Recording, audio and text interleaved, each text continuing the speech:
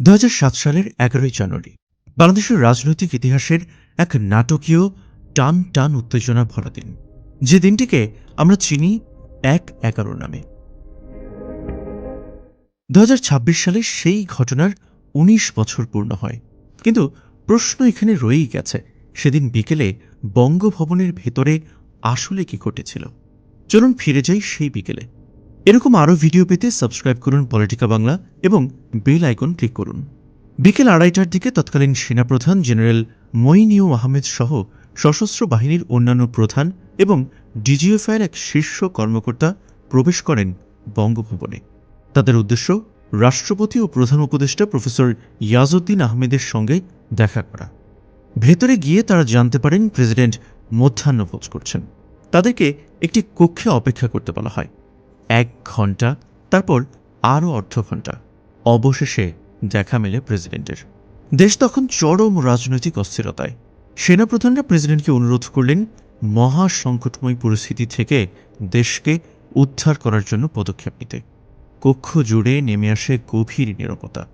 General Moin তার স্মৃতিচারণমূলক বই শান্তির স্বপ্নতে লিখেছেন, আমার মনে হলো আমাদের চোখ দিয়ে পুরো দেশ যেন তাকিয়ে আছে প্রেসিডেন্টের দিকে।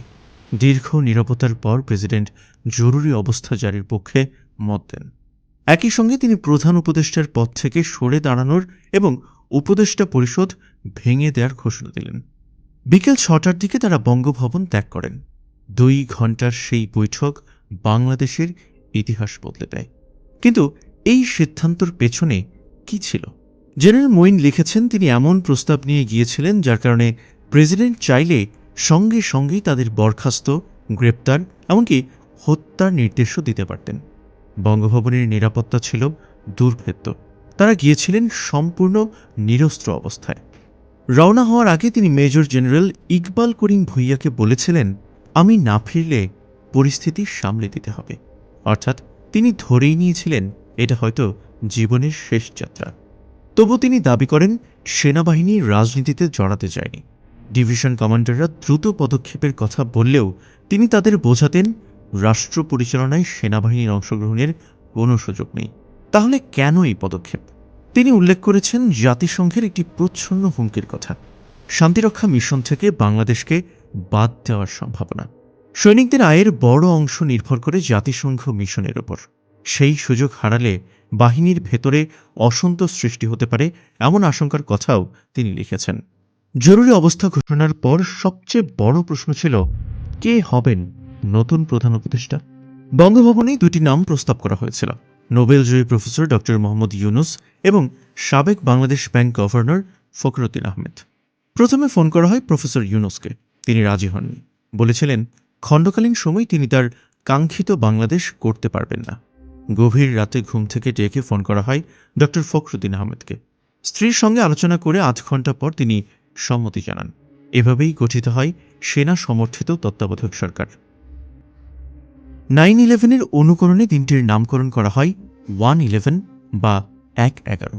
শুরুর দিকে এই উদ্যোগ জনপ্রিয়তা পায়, কিন্তু পরবর্তী ২ বছরে নানা বিতর্ক তৈরি হয়। বিশেষ করে -2 ফর্মুলা, দেশের প্রধান ২ রাজনৈতিক নেত্রীকে সরিয়ে দেওয়ার চেষ্টা আজও আলোচিত।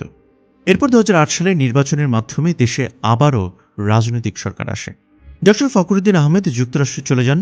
জেনারেল মঈন-ই আহমেদও অবসর নিয়ে যুক্তরাষ্ট্রে বসবাস শুরু করেন। গণমাধ্যমের খবরে জানা যায় তিনি নিউ ইয়র্কে থাকেন এবং ক্যান্সারে ভুগছেন। জনসম্মুখে খুবই কম দেখা যায় তাকে।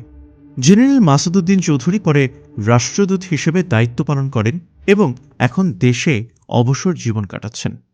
১/১১ কেউ বলেন প্রয়োজনীয় হস্তক্ষেপ, কেউ বলেন গণতন্ত্রের ওপর ছায়া।